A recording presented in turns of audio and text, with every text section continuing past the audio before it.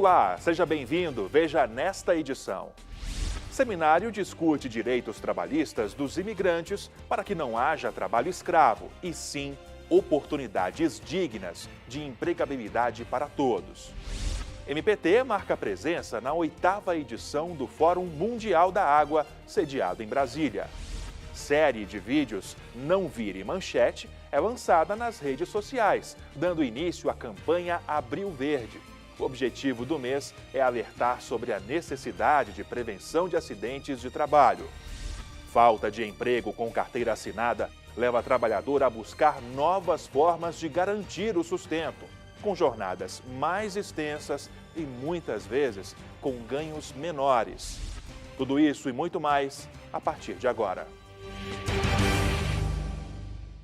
O Trabalho Legal é o programa do Ministério Público do Trabalho em parceria com a Associação Nacional dos Procuradores do Trabalho.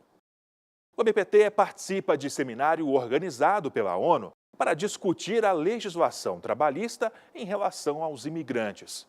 A finalidade é garantir a proteção aos direitos humanos e sociais para que não haja trabalho escravo e sim oportunidades dignas de empregabilidade para todos. Segundo a estimativa da ONU, em 2016, 214 milhões de pessoas residiam fora do país de origem. Imigrantes e refugiados que deixam suas nações fugindo da guerra ou em busca de uma vida melhor. Mas há também aqueles que não têm um país para chamar de seu. Eu sou apátrida. Apátrida é uma pessoa que não tem nacionalidade, não tem RG, não tem CPF, não tem documento nenhum que fala quem é você. Os pais de Marra são da Síria, a mãe é muçulmana e o pai cristão.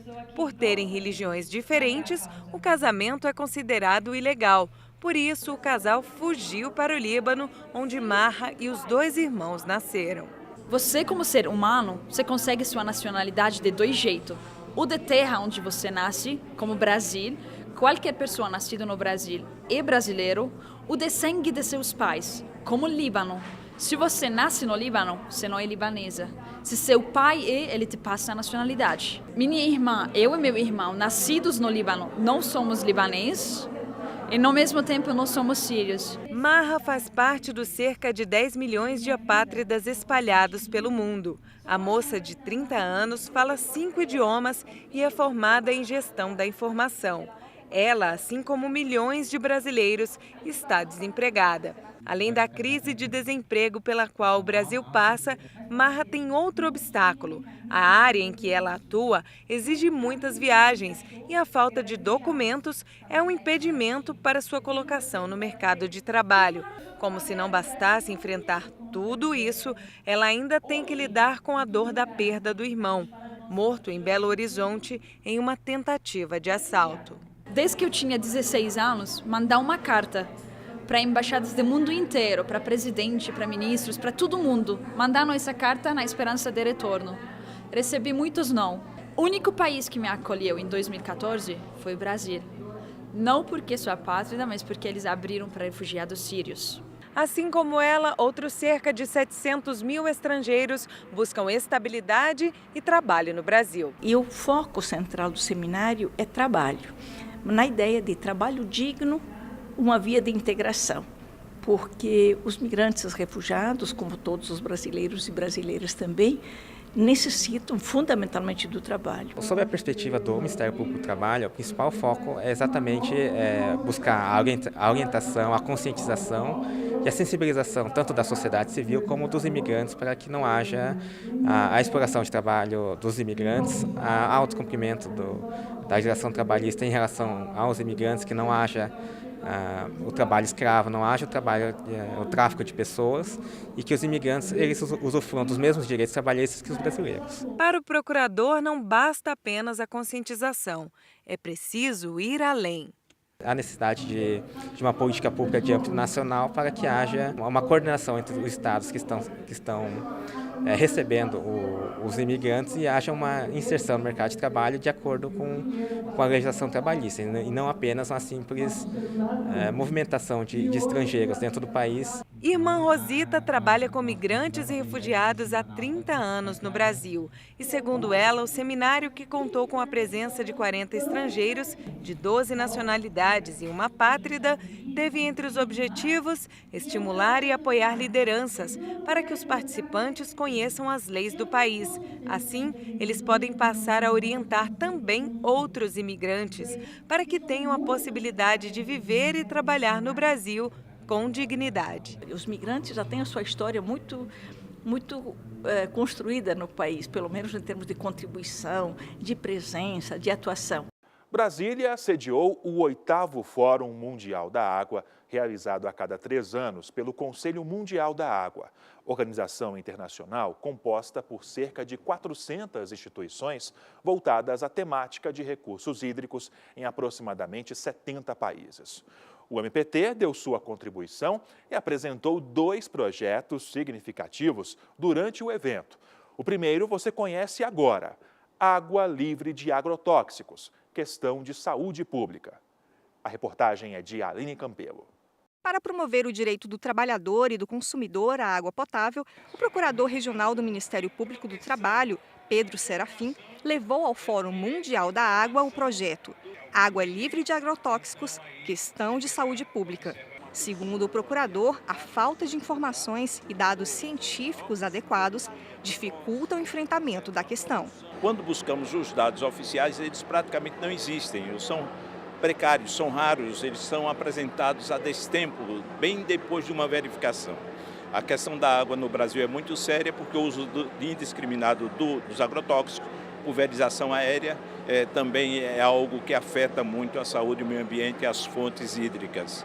E aí estamos buscando, o projeto busca exatamente uma forma de vencer, chamando os órgãos de controle, essa inércia até, ou essa pouca existência de dados para produzir os dados, mas a partir de uma participação social da sociedade, dos ramos do Ministério Público. No seminário, o procurador Serafim, que também é presidente do Fórum Nacional de Combate aos Impactos dos Agrotóxicos, apontou os principais problemas da realidade do trabalhador atingido pelos danos causados pelo contato com o agrotóxico.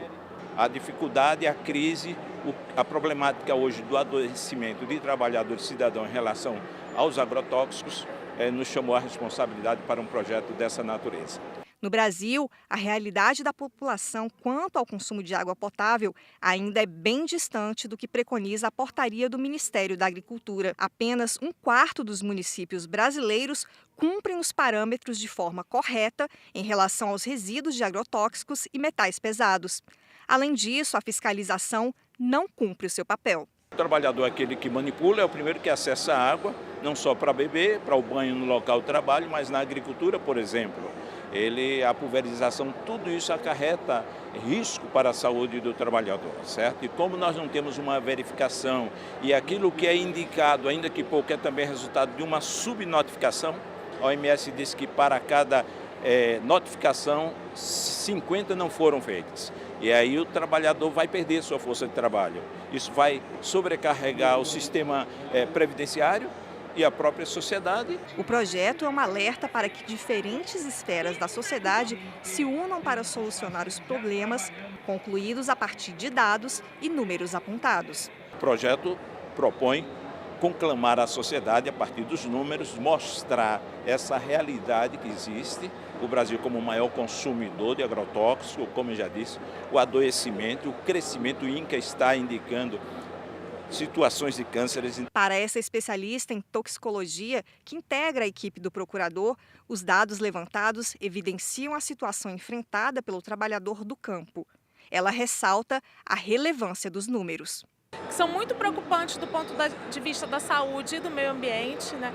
Não só do ponto de vista do consumidor, mas principalmente do trabalhador do campo, é aquele que está mais exposto. Os dados de contaminação, os dados de análise de água, eles vão indicar também como que esse agrotóxico está sendo utilizado no Brasil inteiro. Então é uma informação muito importante para quem consome um agrotóxico, mas também para indicar como que estaria, né, a saúde desses trabalhadores.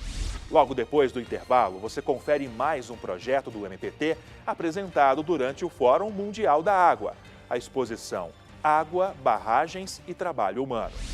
Em 1 minuto.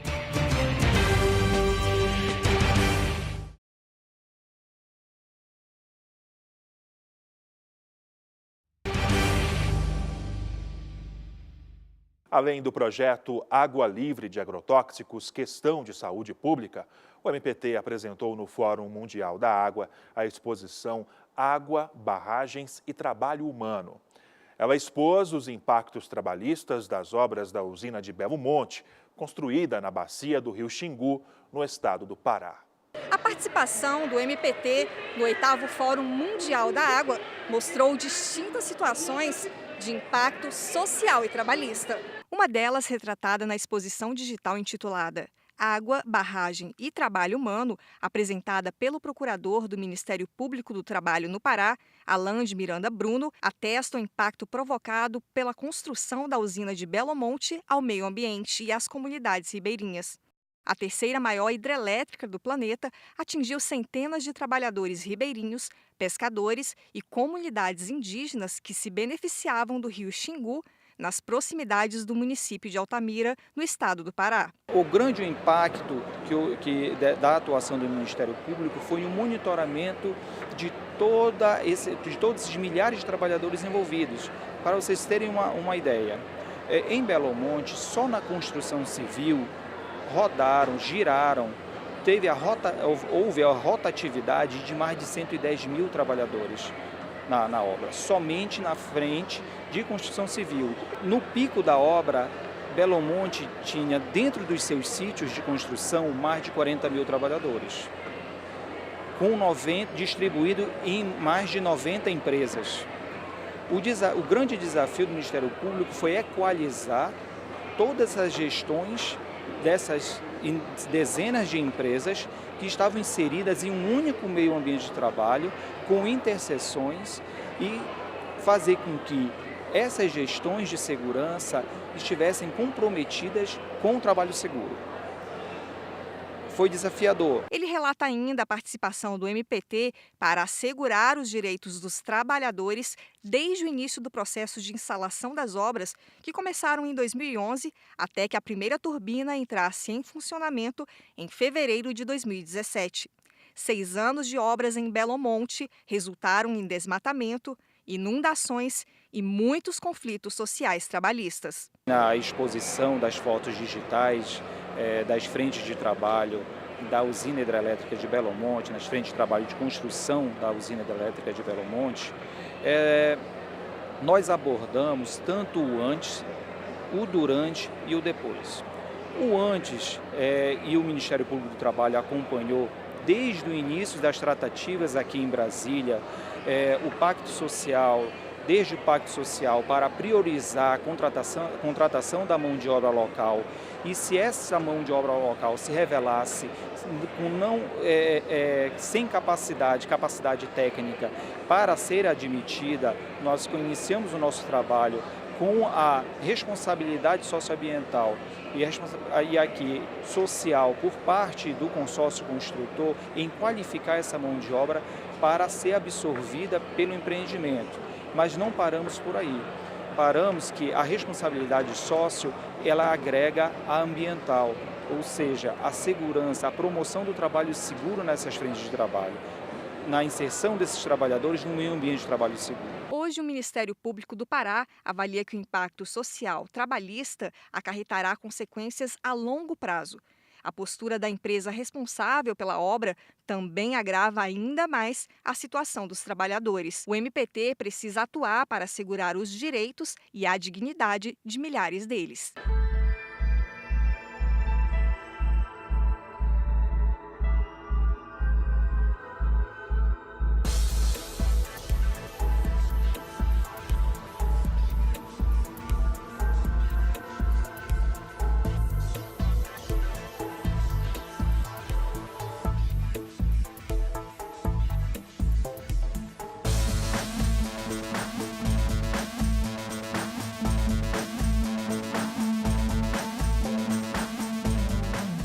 a preocupação do Ministério Público ela não se esgota nesse período durante a obra. Apesar da obra ainda não ter se concluído, não ter terminado, sabemos que existe o reflexo pós-obra e que já está revelando as suas consequências. Belo Monte, em seu pico, no particular, com as empresas terceirizadas, aqui eu me refiro às empresas terceirizadas, nós tivemos uma postura da dona da obra em que isso veio a impactar em todo o desdobramento da atuação de todos os atores do mundo do trabalho, que foi uma postura de não reconhecer sua responsabilidade socioambiental sobre os trabalhadores envolvidos direta ou indiretamente com a obra de construção da usina hidrelétrica de Belo Monte. E assim como foi monumental a obra da usina de Belo Monte, construída no norte do país, também foram os prejuízos acumulados pelos trabalhadores. Em torno de 2015 a 2016, nós tivemos um surto de evasão de empresas, abandonando seus trabalhadores. Empresas sumiam repentinamente e deixavam seus trabalhadores entregues à própria sorte na região, sem devolver esses trabalhadores, que não são da região, aos seus locais de origem. O que isso impactou na região? A formação de bolsões de miséria. Isso já foi diagnosticado, já há um estudo avançado por parte da nossa Coordenadoria Nacional de Combate ao Trabalho Escravo. Se for contar, ele está com 3 caras junto com ele, eu vim com mais 2, então a gente sai sempre em turma. Aqui tem assalto, tem tudo. Uma situação dessa que a empresa, então, tem que ter respeito pela gente.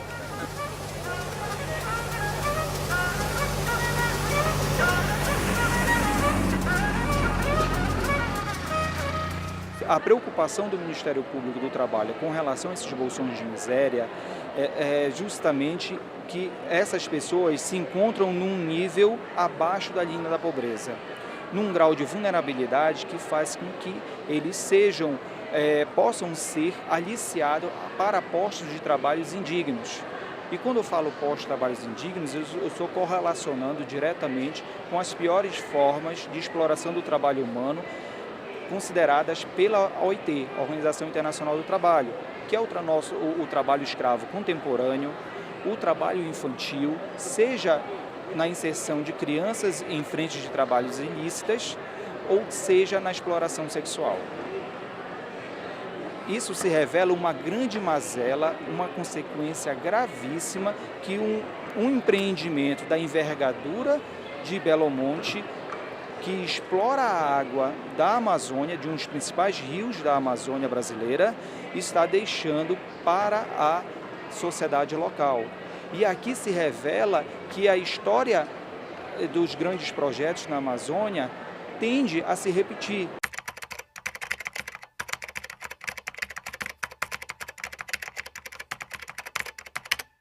Porque são vidas que estamos tratando, são pessoas humanas que estão deixadas para trás como se fossem mercadoria, como se fossem descartáveis.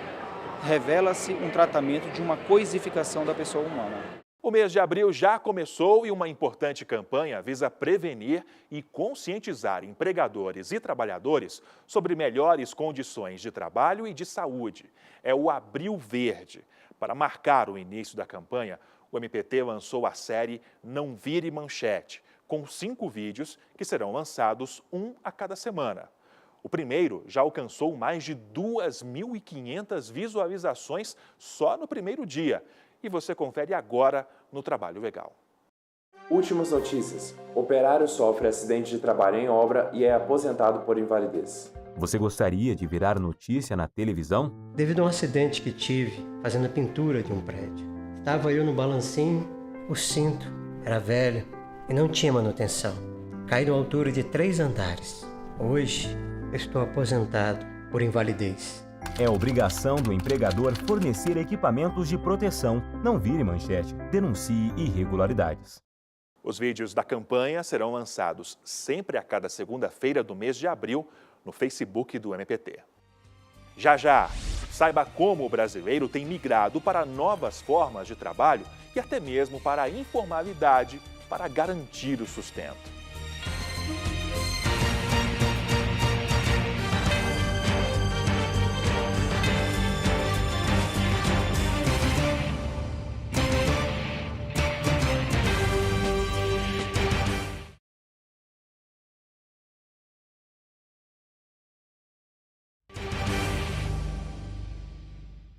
A crise econômica no Brasil atinge diretamente o trabalhador. Hoje não é fácil conseguir um emprego formal. Essa escassez conduz o trabalhador a atuar na informalidade ou optar pelo que se chama de economia de bico, que é o caso dos motoristas de Uber. Conheça agora os riscos e as dificuldades desse tipo de trabalho. Desde 2015, o Brasil vem passando por uma grave crise econômica que afetou especialmente os trabalhadores. O número de desempregados chegou a mais de 14 milhões em 2017. Com isso, não restam muitas opções para sobreviver. Este motorista de Uber nos conta como começou no atual trabalho. Eu fiquei desempregado uns 6 meses e aí eu recebi o convite pelas redes sociais e aí me interessei e comecei. Hoje nós denominamos economia de bico tanto para aquelas situações em que o trabalhador exerce pequenas tarefas através de plataformas online, que é o chamado crowdworking, quando a gente se reporta aqueles trabalhos tradicionais, como, por exemplo, o trabalho de transporte, que é demandado pelos clientes através de aplicativos gerenciados por empresas, que é o que tem sido chamado de trabalho on demand. De acordo com a procuradora, esse tipo de trabalho intermediado por tecnologia é um meio de as empresas fugirem de suas responsabilidades em relação aos trabalhadores. O que nós temos que entender é que muitas vezes estão sendo colocados em situação de informalidade trabalhadores que deveriam estar contratados como empregado. Então, o prejuízo que se tem daí é com essa fraude que pode ser manifestada através de contratação de empregados como autônomos, como trabalhadores informais. A Uber diz que nós motoristas que contratamos o serviço, mas na prática não funciona dessa forma porque a Uber que dita o preço, a Uber que dita se é para você fazer aquela corrida ou não. Os passageiros são da Uber, a gente não tem contato com os passageiros, a gente só tem contato quando o passageiro entra dentro do carro. Então, como a gente contrata o serviço se a gente não estipula preço, não estipula qual o passageiro que eu vou pegar, para qual área eu vou, aí é uma relação bem difícil, porque a Uber dita as regras e a gente apenas obedecemos. Para este economista, a realidade do motorista é a mesma que de outros milhões de brasileiros. Bastante difíceis de se analisar se vai ter uma continuidade ou até mesmo um fortalecimento do mercado de trabalho do ponto de vista das contratações formais, né, tendo em vista que as formas de contratação que têm crescido muito é justamente, né, dos segmentos mais precarizados, né, trabalhadores sem carteira assinada, um crescimento de conta própria. Entre as vítimas do desemprego, também estão aqueles que sobrevivem na informalidade. Tem duas situações de informalidade. Tem aquela situação de informalidade em que o trabalhador era para ter sido contratado como empregado, mas não foi. Ele está sem carteira assinada, então ele está na informalidade, mas há ali um vínculo de emprego. E há uma outra situação de informalidade que são os ambulantes, por exemplo, que a gente encontra na rua, que são realmente autônomos, que estão se virando para viver, vendendo um sanduíche, vendendo um picolé, e eles estão na informalidade porque eles realmente não têm um empregador. É o caso desse radialista. Eu trabalhei a vida toda, sempre de carteira assinada, na formalidade e com todos os benefícios que uma carteira assinada traz, né? E num dado momento eu não consegui mais me recolocar no mercado e aí eu parti para a informalidade. Atualmente, Tony trabalha no ramo de alimentos e explica que ser o próprio patrão não é tão simples. Além dos desafios do dia a dia, ele não imaginava que benefícios como férias fizessem tanta diferença.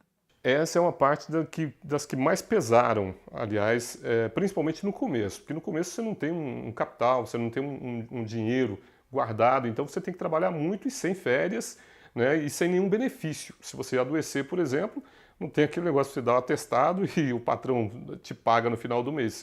Ou você trabalha, ou você fica em casa se recuperando e não tem um faturamento, né? Você tem que escolher.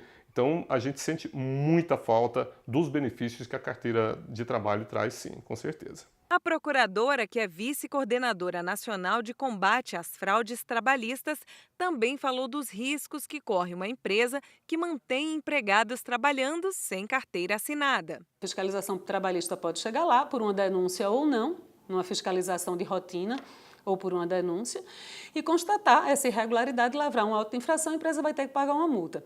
Por outro lado, o Ministério Público do Trabalho também pode investigar a situação e pode ajuizar uma ação civil pública pedindo a condenação da empresa, tanto a registrar o trabalhador, quanto a pagar uma indenização pelo dano moral coletivo causado. Segundo ela, além dessas penalidades, o próprio trabalhador pode entrar na justiça para requerer seus direitos. E o fato de o empregado não estar registrado formalmente pela empresa não tira do empregador a responsabilidade pelo subordinado. Enquanto isso, a trabalhadores como motorista do começo dessa reportagem, só resta a esperança. Ter uma carteira assinada, ter o INSS agora que foi aprovado com a lei, então ter algumas garantias de trabalho com a Uber e não simplesmente não serviu, joga fora e pronto, como vem acontecendo hoje em dia.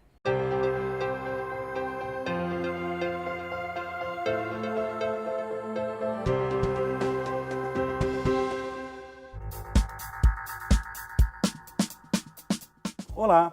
Terceirização e intermediação de mão de obra é a nossa dica de hoje. O livro é do procurador do MPT, Rodrigo Carelli. Ali eu faço uma diferenciação entre a terceirização e a intermediação de mão de obra com base na própria legislação brasileira, tentando demonstrar que o grande problema é realmente na intermediação de mão de obra, no mero fornecimento de trabalhadores, o que causa uma destruição do próprio sistema protetivo trabalhista, uma exclusão social desses trabalhadores, uma segregação desses trabalhadores e uma completa precarização do trabalho. Segundo ele, a obra é bastante atual. Apesar de escrita antes da reforma trabalhista, ela já explica que o problema não está na terceirização, na atividade fim, mas na mera intermediação da mão de obra e que o contrato terceirizado deve servir para prestação de serviços e não para fornecer trabalhadores. Lá nesse livro eu já dizia que não é de tanta importância a diferenciação entre terceirização e atividade fim ou meio. O que não poderia haver é, na atividade fim ou meio,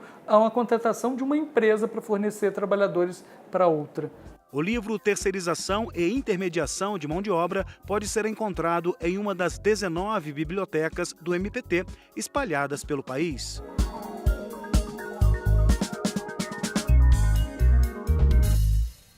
Antes de encerrar, lembro que sugestões de reportagem podem ser enviadas para trabalholegal.pautas@gmail.com.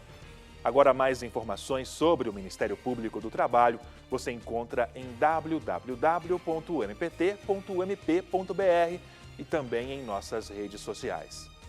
Obrigado pela audiência e até a próxima edição.